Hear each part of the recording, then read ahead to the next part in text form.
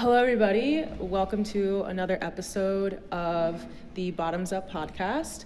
I am your host, Taylor, and today I am here with someone who I wanted on this podcast for a very long time. I'm here with Jackie Salcedo. Is that you? Yeah. Okay. She is the creator of Shelife. I talk about Shelife all the fucking time. Like, you guys are awesome. That's the group that I play soccer with every once in a while, and then I go to some of the Shelife parties as well. Absolutely like a big face and character within our community. So it's lovely to have you. Thank you. I appreciate you for doing this. I normally don't really do podcasts or interviews like that, but I think it's important to like have a face and someone behind it, because I don't show myself on our actual page on our social media, and I think that the people in our following and our friends and our family should deserve to like know who's behind creating Shelife events. Yeah. And I just want to say, just to get it out of the way, get the sappy shit out of the way, I really appreciate what you do. It shocks me that you're able to do this more or less like on your own. It's very admirable. You're absolutely like an inspiration for me, and I just find that the community that you created through Shelife is like just so welcoming and so encouraging and so positive, and very non-toxic, which is saying a lot. So I truly appreciate the work that you put in. I appreciate that. I think that I even though like it may seem like I'm doing it all by myself, and at some point maybe I am, but I think that there's a lot to do with the community that has helped it grow as well, and the clear transparency that they're able to provide us, and we're able to exchange that as well. I think that without even our entertainers, our artists, and our following, like even the groups that we've built in through our sports, like without them, like we wouldn't be where we're at today, just because they continue to talk about it. They can talk about us and how it's helped them with their depression. It's helped other people meet friends that they hadn't had friends before. They just came to the city for the very first time, and they have really no knowledge of the city, and then they start getting into the community, and then they started seeing these new addresses and exploring parts of Miami that they might have not explored before if they didn't have that source. So, absolutely. Yeah. I do actually, I want to dig into that a little bit later, just like the idea of like us not being, like people not being from here, like being new in the area, and, trying to find community that way. But before we get into it, we are going to do our horoscopes. Okay, yeah. So what is your sign? I'm an Aries, and okay. My moon is Scorpio. Wait, what's your rising? Aries as well. Okay. Yeah, it's interesting because a lot of people say, yeah, you don't act like an Aries. I feel like they kind of cancel each other out. Like, you think so? I don't know. I'm a little wary of Scorpios, I'm not going to lie. But yeah, my moon sign is in Scorpio, and my rising, and yeah, on the Aries. Okay. Okay. I will read mine first. See? Oh wait, was that wrong? Rising in Capricorn? Oh no, yeah, your rising is in Capricorn. Okay, so just kidding. All right, so Aries, Sun, Scorpio, Moon, and rising in Capricorn. Okay, all right. Yeah. Yeah, very interesting mix. 3 very different personalities going on. I can see that. Maybe I can see that. You connect like really well with a lot of people. I feel like a lot of people like you and like being around you. So maybe that's like you can accommodate a lot of like different personalities. Yeah. Again, like I said, I don't take this very seriously. No, you're good. Yeah. Okay, so mine says, and for those who don't know, Sagittarius Sun, Sagittarius Moon, Pisces rising. Good evening, Taylor. It is Friday, June 7th. Today at a glance, yell it from the rooftops. Do notes at poetry, muses, period pieces. Don't false expertise, oversimplifications, PowerPoints.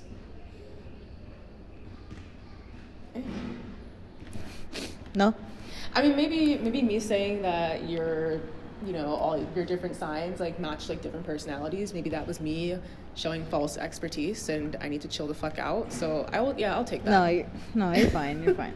Okay, so where do I read the thing? Where am I supposed to go? Continue. Oh, I gotta put my number. Okay. See, I wish you could just skip like all this shit. Continue. Wait. Okay. All right, we got there. Okay, cool. So where do I go? Literally just all that. You know yourself better than anybody else.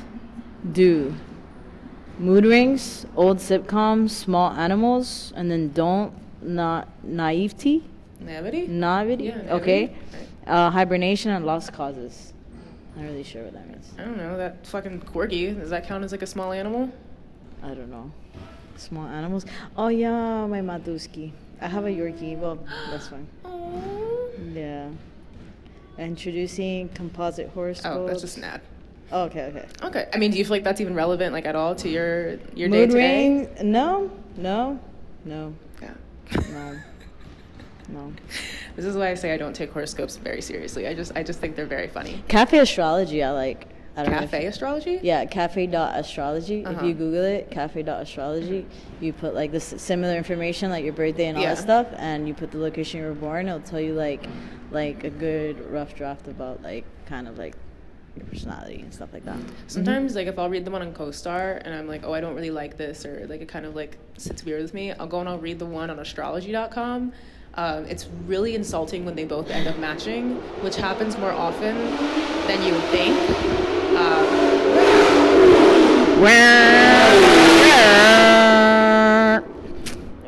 There you go. Ugly car, anyways. All right, no, let's get into it.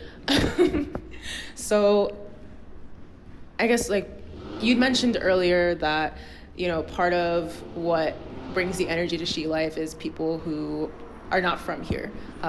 People who like are coming, they've moved to Miami or South Florida, they're very new, and they're trying to like find this sense of community. I feel like that's actually like where I was, because I really didn't have like any friends like when I found out like what Shelife was and that you guys existed. So for me it was like, okay, how do I find the motivation to just like go out and like meet people at these like events or whatever, and that's where I say like the safety and like the amount of like welcome that I felt, like especially even like that very first game where you convinced me to play even though I was not planning on playing that day. I was like, okay, like I think these girls are like really cool. Well, I mean, I think even as an adult, it's even hard to get out of your comfort zone to talk to strangers. You know, so I've had that a lot, like testimonials, like we had folks from Portugal, folks from London. I recall someone from Japan. We had a pilot in one of our basketball groups, and they're just like, they come in and chipped in, and I didn't notice that. And as an adult, and especially moving into a new city, it can become a little bit like tedious to come out of your comfort zone to try to meet people, and especially if you're going out, let's say straight to the club, like it's a little bit harder because now you're going to have to like, okay, well, now I have to really get out of my comfort zone, but now I have to, this is loud music going on, and I may not be able to have a conversation, but just wink at you and just give you the eye that like I may be interested in having a friendship with you, or may be interested in like doing something more with you or whatever. But like it isn't the same if you're able to meet them outside of like the party scene. But that's something that we learned along the way, because we actually first started with just parties. It wasn't like sports, recreational activities. It really started just like parties. And we've done Halloween parties in the past. We've done our monthly parties, and then we straight away I'm doing it like slow, like not monthly events, but like seasonal events.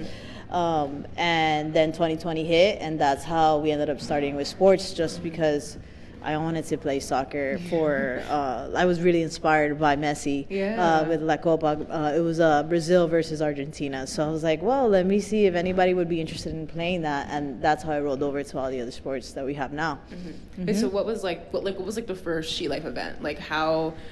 How was the first Shelife event? Okay. I mean, like in what way? like, well, I guess, because I mean, you mentioned that it was like a breakup heartbreak that made you decided that like this is something that you wanted to do. Like, I guess like how did One and One get together to create Shelife? I think that have you ever heard of the butterfly effect? Yeah. So the butterfly effect is like, somewhere around like the world, if you accumulate like if there's a specific a bunch of butterflies and they all flap their wings, you can actually create a tsunami. So there's like a cause and effect to everything.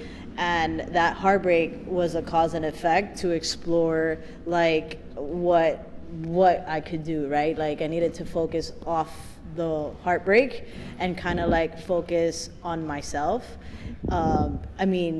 I think a lot of producers and event producers could also feel that at one point you don't feel like you're enough. And that was a position where I was at. I was like, well, I have this heartbreak that happened to me, and how do I digress this energy to myself? And from there, I had a revelation with one of my mentors named Keshav, and he is a YouTube influencer. At that time, he was a YouTube influencer. I don't know if he's still doing videos now, but he had like motivation on how to get over a breakup. And he talked about all these techniques to like really focus on yourself. What do you want to drive on? And then little by little, I kept watching his videos, and then he said that he wanted to coach like 5 people around the world, and to apply to click this link. I applied, I went through an interview process, and I got in, and that's where I went to London. So through that heartbreak video, I ended up like applying to his mentorship program, and then from there I went to London because he was in London. And then from there, through the mastermind that we were having there, we also had the opportunity to engage with Gary Vee. So he was actually doing an interview for Gary Vee, who happens to be a serial entrepreneur and motivator. Yeah. And so I knew that he was interviewing him, but none of us were like really a part of it. So I ended up like getting a ticket on Eventbrite, getting on the subway, and going straight to the event. And the event was an actual boxing ring where he was talking from, and it was called Jab Jab Hook, because he was promoting the book Jab Jab Hook. Mm-hmm. So then, he was there in his seminar doing his thing, and then at the end he asked a couple questions, and he said like, and I'll probably share the video with you because maybe that way you can like put it on the thing. But he ended up saying like, don't let fear get in the way, because you're gonna regret it. And I didn't understand that because I was in that paradigm shift. I was in that moment of like finding myself, figuring out like, was I enough, like all this stuff, right? And then once I had asked that question, it kind of gave me the confidence and an idea to do like, what can I do? Like, what can I do? Like, I've been wanting to meet people, and I called a friend and I was like, hey, are you interested in like joining with me in this project?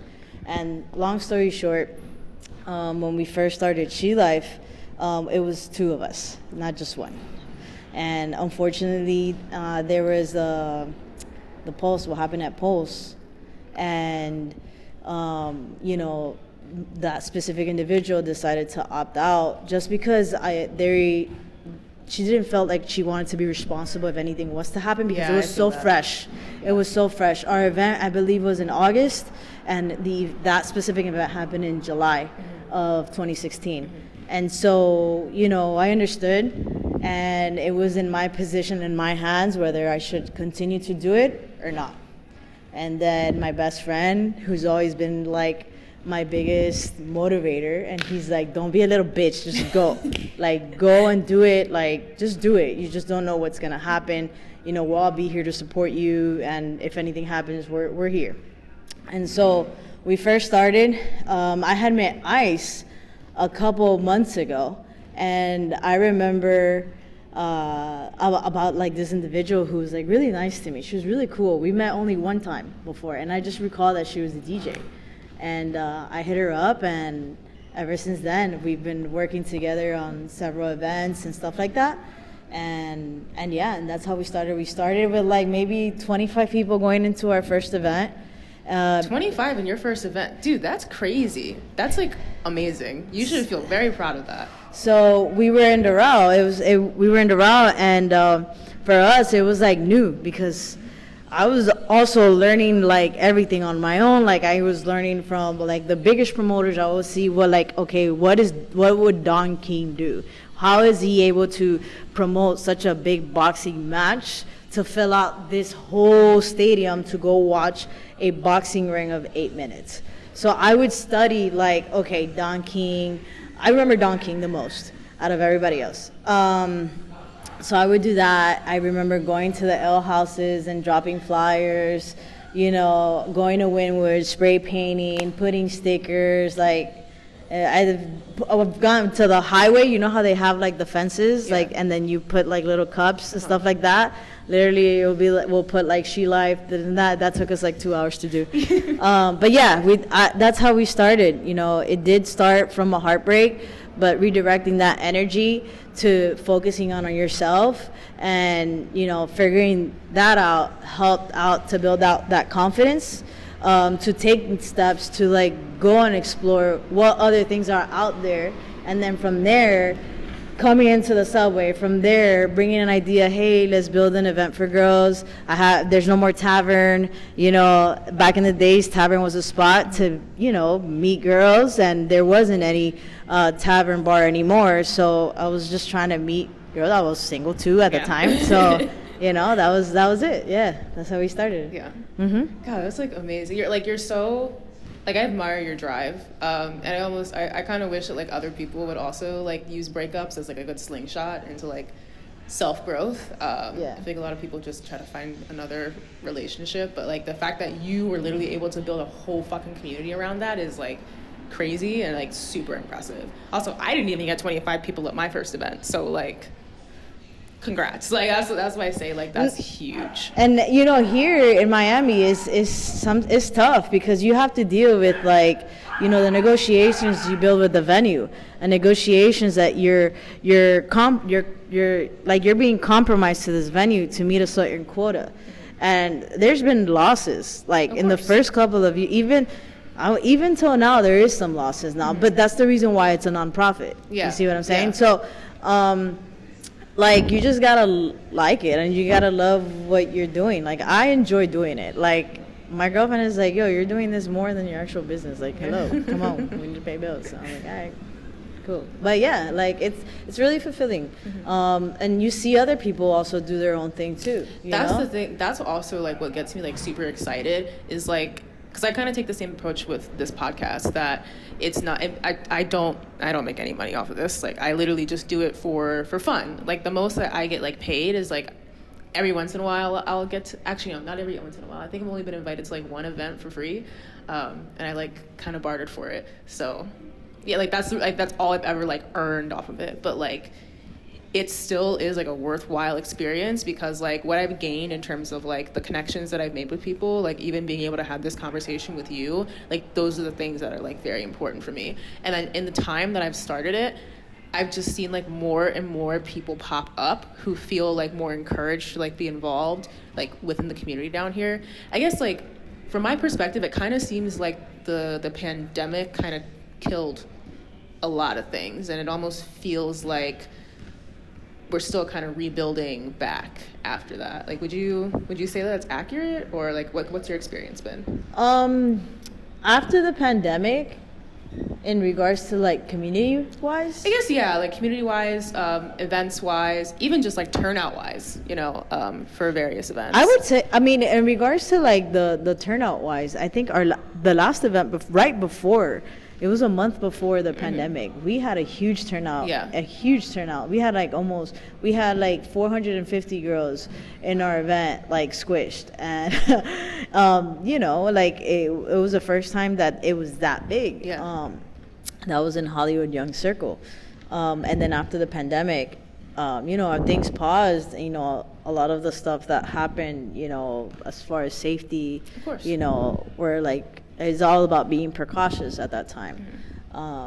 But I just felt like sports was like the way to I guess overcome being precautious, because like allowing to move your body and allowing it to, you know, go in that direction, it makes your body healthy, in my opinion. Like for me, if you're not moving your body, then you're also like not feeding that body. So for me, that's important. And I've been doing sports my whole life, so for me it was second nature. Like, you're like literally like I'm surprised you haven't like gotten to the Olympics or something. Like you're like, you know what, that has a lot to do with my upbringing. I think if my mom would have been aware of like the skills that I had when I was younger, because my mom is a single mom.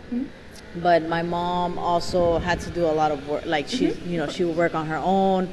She's a nurse.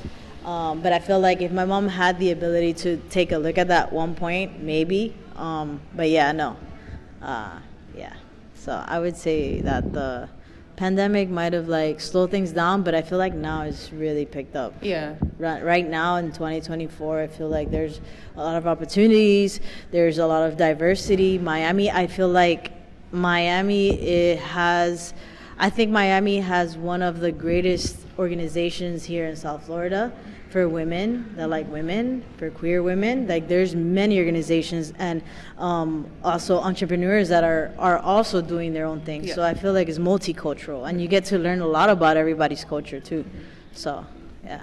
Not to rewind too much, but you started Shelife in 2016? 2016. So like what else was there going on at that time? Like what other like event organizers, or like was there anything, because you mentioned Tavern? Tavern was just a bar. Oh, okay. It was like a bar that called Tavern, and that was on Thursday nights. But I just recall the Pandora events were still there. Yeah, I recall them having the white party. And at that time, that was it. Pandora. Really? From what I recall. Yeah. And then they used to have Aqua Girl. So Aqua Girl was a similar concept as to Girls in Wonderland, but Aqua Girl in Miami Beach. Okay. So it was very similar concept. It was a 3-day weekend, like a Friday, Saturday, Sunday. I recall that. When before Shelife, like before 2016. Yeah. That sounds fun. They need to bring that back. Yeah. Whatever we have to do to get Aqua Girl back. Because I don't know anything about it, but just like that name and location and women, like I think all those things together just kind of makes sense for me. Yeah, so Aqua Girl is a nonprofit as well, and they also do scholarships for our queer community as well. So anyone can apply and receive a grant.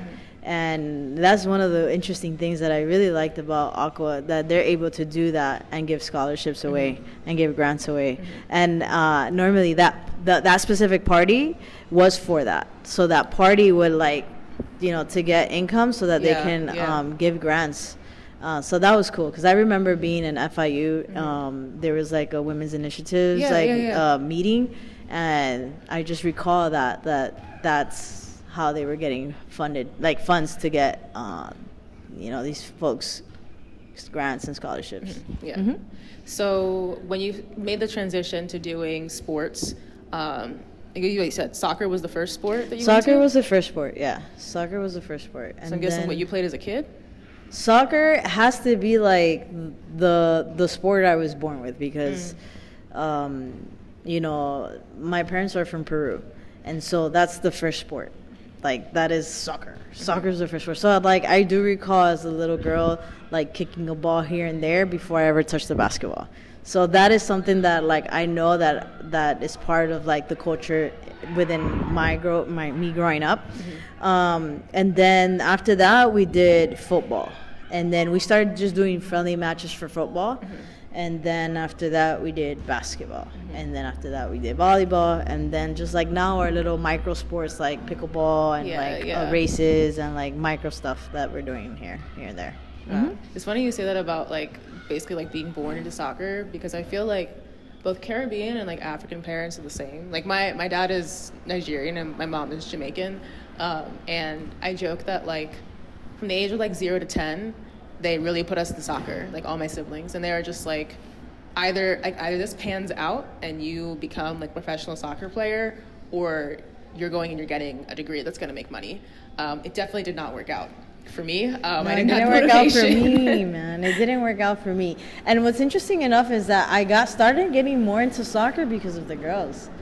Like, I was not that into soccer. Even though I played soccer in high school and basketball in high school, I wasn't that into it until, like, I really saw it through their point of view and how, like, passionate they are and how they'll go through rain and tropical storm to play soccer. And they'll just do whatever it takes to play soccer. And then as before I ended up like spraining my ankles, like as I started like getting more immersed into the soccer culture, then I realized, I see why. You're going to war with your friends, basically. Yeah. You're in your team and you're like, this is my team right now, but we're going to war together to play against the other nemesis, even though it's not like legit battle or whatever, but that's how I feel. So when someone scores a goal and you celebrate together, there's like this like whole unity going on that like we have players that don't even speak the same language, but they speak soccer. Yeah. So same thing in basketball. Like there is like individual that didn't speak any English, but like they spoke basketball. Yeah. So they understand, and that chemistry was built like just by a ball, you know? So that's pretty cool. I will say actually, like when I did go to like my first Shelife event, so I don't speak like any Spanish at all. It's just not. I again lost my chance, and now I'm learning French, so that's like off on the side. But like, I don't know. I feel like sometimes I might even come off as like a little bit like standoffish or like a little odd, because like when people are kind of having conversations with each other in Spanish, I'm like off to the side and like doing my warm-ups. Like I'm like, okay, we don't have to get into it now. But then it's like once you are on the field and like once you are going, it is like so straightforward. Like it's like you said, it's like you speak the sport and it's like instantly you're connected with these people over just like a shared interest. Especially, oh my God, this past week we had like 40 people out there. Yeah. God, that was crazy. Yeah, that was interesting. Yeah. That was fun. And how are you? Tell me something about you. Like, no, that's not what this is about. This is something I would like. This is something that, like, in honesty, we're gonna do this podcast in it. But like, I would like to showcase you on our feed and on our page. Thank you. So, what made you want to start this podcast? Like I said, like as a new person here, I didn't have any friends. And I think I kind of made like one friend back in like January, February of last year. And it's actually the person that I originally started this podcast with. So I think like we were texting and they were like, oh, you want to go to this event? And I was like, oh, sure. Like, where is it? And they're like, oh, check Instagram. I'm like, where? On Instagram. And then I was like, oh, I checked the Hamburger Mary's page, and then I think I checked like the Les Cheek page, and then I couldn't find it. And I'm gonna be honest, I just got so frustrated that I was like, there needs to be somebody who takes all this information and puts it into one place. And I decided that I was gonna be that person. Okay. And then also just like in speaking with Pao about like our experiences, because they're 28 now. Who's Pao? Pao is who I started the podcast with. Ah, okay. Yeah. So they were 27 at the time, and I think I was still 25 at that time. And we were just kind of like in this like same like weird spot of adulthood where you're kind of trying to figure out like how to meet people and like how to build connections, because we'd also both just gotten out of like long-term like serious relationships, and like it's just kind of like a big shock like to your nervous system to be like, okay, this person was like my whole life for however many years. What does my life look like now without them?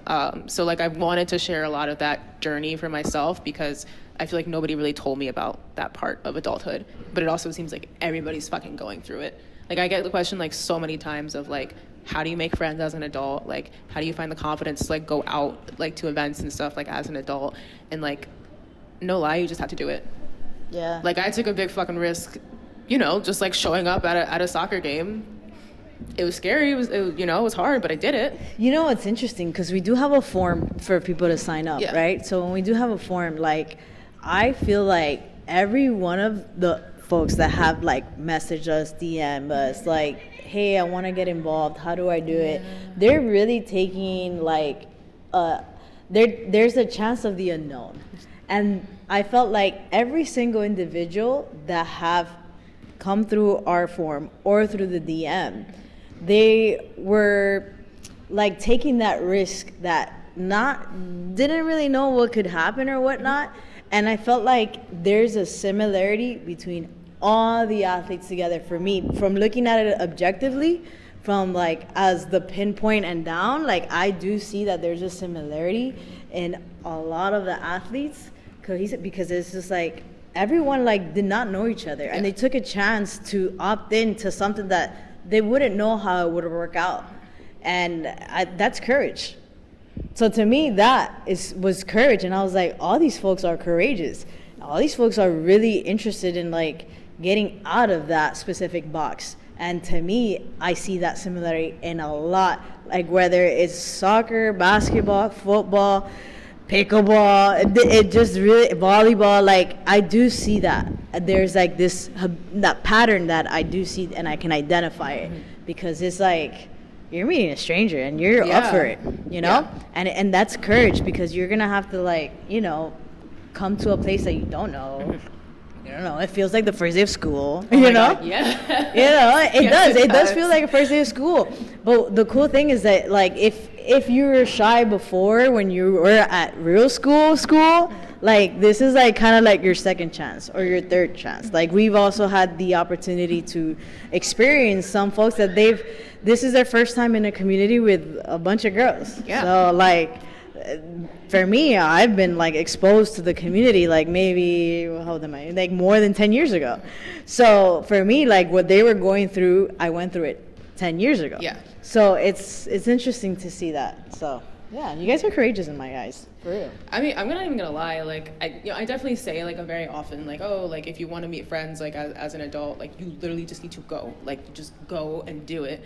But I understand that that's not easy. Like, and I say that both from like my own experience and then also like talking with other people. Like I have, you know, generalized anxiety disorder. Like I get so scared like going into almost every single scenario, but I know that at the end of the day, like it's gonna benefit me. So it's like, why would I restrict myself? Absolutely. And the thing, even like with like going to soccer is like, I hope this doesn't sound bad, but like I don't feel pressured to like become like close friends with anybody, which like I don't know, like for me, like as somebody who kind of like struggles to be vulnerable and feel safe with other people, it feels nice that I can just like I go, I have a great time, I get in my car, I drive home, I usually like sit down with some Uber Eats and you know like some Netflix, and I just like I knock out, because that's the thing too, soccer knocks me the fuck out. Like that shit's exhausting.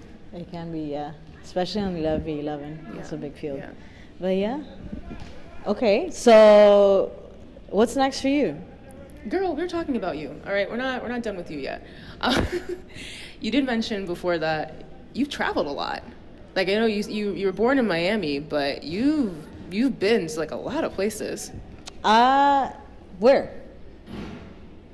I think did you not mention this when we were talking before? Where have I been? So I'm born and raised in Miami. I went to school in Hialeah, Miami Lakes. Shout out to my Hialeah, Miami Lakes folks.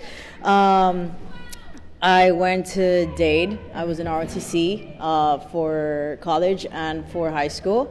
And after that, I went to Emory University in Atlanta, Georgia, and I was living there for 2 years. And then from there, actually, after graduating, I ended up coming back home, and I got involved in network marketing. And that network marketing was what allowed me to go to different cities and travel, like all the way to San Diego, North Carolina, Charlotte.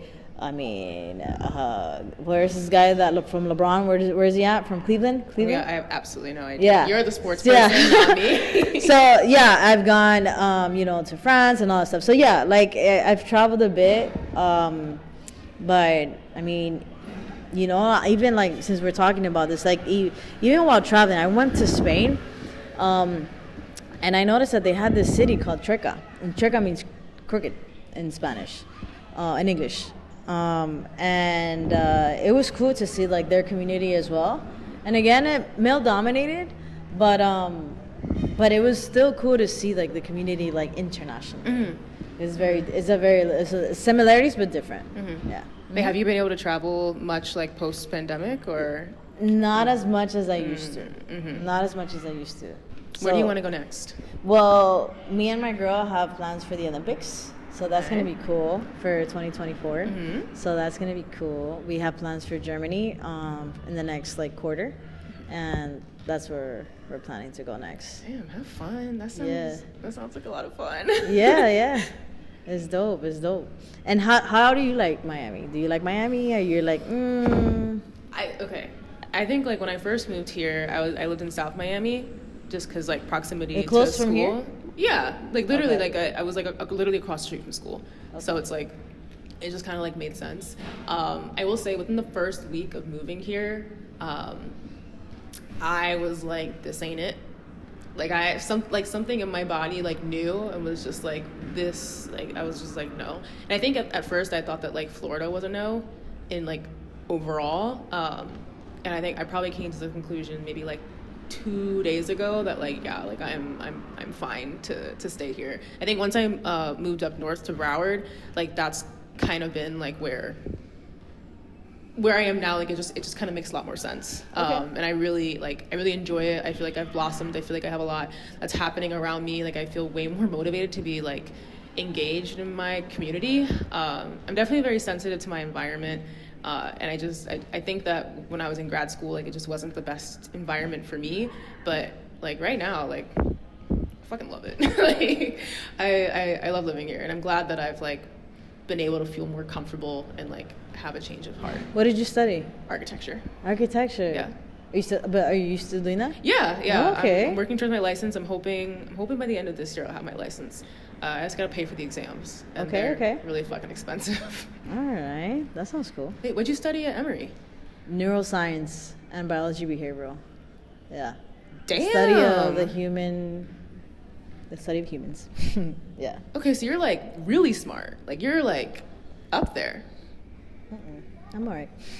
No, you're so coy. What's a koi? A koi fish? No, like it means like you're very. What's the best way to describe it? Like you're very like calm and like you don't. Like you have like a very like small ego, which is like that can be like a good thing in a lot of ways. It can be good and bad. But yeah, I'll tell you that because some people can take advantage of you. Oh yeah, but I think that's like the thing that like I've learned to set boundaries. Mm-hmm. Yeah, that's certain. As an adult now, you know, learning how to have boundaries. You know, you get those red flags. I've gotten them. Same. I got haters. Trust me. Oh, I got them. I got haters. So it's kind of like there's the good to it. It's just like I don't feel like I need to boast because I just I focus on me, right? But then there's like that area when you're too nice or you're like too thoughtful. Sometimes you can be taken advantage. Yeah. And that's where I have to be like, okay. And I've learned that lately. And I've learned how to not modify myself, but I guess like tune myself. Yeah. Like fine tuning myself, like a tune up, you know? So yeah. That's not easy. Like learning what your boundaries need to be and then like actually enforcing that with people is like it's not easy work. I feel like I've also like gone through a lot of that lately of like would you say like you're like a little bit of an empath? Yes. I can objectively feel and see if someone is uncomfortable without telling me. I can definitely tell. Some people have told me, "Oh, you're psychic." I'm like, I'm not psychic. I'm getting the cues and like the signals for me to make an analysis that there is something going on. Yeah. So yeah, it's rough though, because I feel like I always end up like feeling so much of what other people are feeling, and it used to be like way worse. Like it was bad. Like I actively like used to think of myself as somebody who was like very easy to take advantage of because of that. But like learning how to set those boundaries and then like learning how to emotionally regulate was like a huge deal for me, like, after I got out of my last relationship, because I was just like, there's no way that I can keep going like this. Understood. Yeah, no. No, but it's been a journey. I mean, like, finding yourself and figuring yourself out, I mean, is the way to go, honestly. I called you coy because some of the things I don't even know you what that said- means. Oh, did we really just lose our lights? Okay, that's fine. It just means, like, you're very... withdrawn is not the... You know what? We're going to Google it because... When you say koi, I think of a koi fish. That's the thing. I'm pretty sure it's spelled the exact same. Koi adjective meaning. Oh, wait. No. Coy. C-O-Y. There you go. Okay. Artfully or affectedly shy or reserved, slyly hesitant, coquettish. So that's the official definition. Okay. Synonyms are demure, bashful, defiant. That doesn't really sound Defiant? Right. I don't. English is clearly not my first language. Modest. There you go. Okay. You're very modest. Like, even just in the way, like, dude, like, fucking neuroscience, like, that's not like an easy degree or like area of study to No, it wasn't pursue. easy. But you still like you did it, like you pursued it. No, and I wanted to quit. And there was times I wanted to quit, and my mom was like, "No, you're not quitting." Yeah. And like, yeah, my mom is a good a driver for me. But I feel like you should you give yourself fucking credit for the shit that you do. Like, the fact that, like, I feel like you should wake up every morning and like look in the mirror and say to yourself that like you are a bad bitch, because like that's like a factual, objective statement. Like, and that's where I'll probably be like, I don't see that. You know, like I'll be like, all right. But I mean, I don't know. I do it out of love. I really do. And there's, I don't know. And no one can take that away from me, regardless of anything. Like, no one can take that away from me, because I am doing it out of love. Yeah. I am. And when you do something you love, you're gonna feel good. But like, for me, I'm not gonna boast it. I'm not. I'm not. Granted, I'm really glad that you felt comfortable enough to like sit down with me as well. I think, like you said before, being able to put like a face to all these like different events and planners and groups and clubs or whatever, I feel like that also like helps people feel a little bit more comfortable, because it's like, now when I show up to soccer, I'm not just showing up to Shelife, like I'm showing up to Jackie. Like I'm going and I'm seeing Jackie. I'm going in and I'm seeing Nia. I'm going and I'm seeing like Karen. I'm seeing like Barbara. Like that's like, but it kind of takes like that first step. And like you're such an easy person to take that first step with. And I think it shows. It shows. Yeah, I would never want to come intimidating at all, because that's not. I guess that's not the message I ever want to come across either way. No, absolutely. And I also have been in situations where I wanted to feel comfortable and safe in an environment, and when I'm there, like I'm just gonna be like caring and loyal and like, what do you need? Like, do you need anything like that? So I'd also like to feel in that same environment as well. Like, do what is that phrase that they say? Like, do what you do to others so that it's done to you, or something like that. Yeah, do unto others as you want done unto you. Yeah. That's how you say it. Yeah. So, like I love feeling comfortable. I love feeling safe. Mm-hmm. Why not? Yeah. So that's where, like, I guess for me, I don't know. And I also want to be human too, like, Like, and we're all human. We all make mistakes, and we're all like here to live this life that we still have here. Exactly. We don't know what the future has in store for us, and anything can happen. Yeah. What? So, Yeah. Go ahead. No, you go ahead. I was gonna say, you mentioned some names, so I was interested to know, what has been like cool people that like people that have like really left an impression on you. Definitely Nia. I don't know what it was. Like, okay, here's my issue. This is definitely one of my red flags. I'm a very, very, very competitive person. Like, you're a competitive person? Extremely. And when it comes to soccer, like because again, it was more so my dad than my mom, but like my dad was like, gotta get one of these kids to like one of them's gotta fucking bend it like Beckham or something. So he like really pushed us like when it came to soccer. He always told me to just be more aggressive, which I also have asthma, so like that's why like I can't play offense. Like okay, I can't okay. Like, running like that. And then playing indoor soccer like during the winter season was fucking rough. Like as a kid. Because you're just running the entire time. There's no outs. And they're like, use the wall. And I'm like, I'm going to fall over. I'm tired.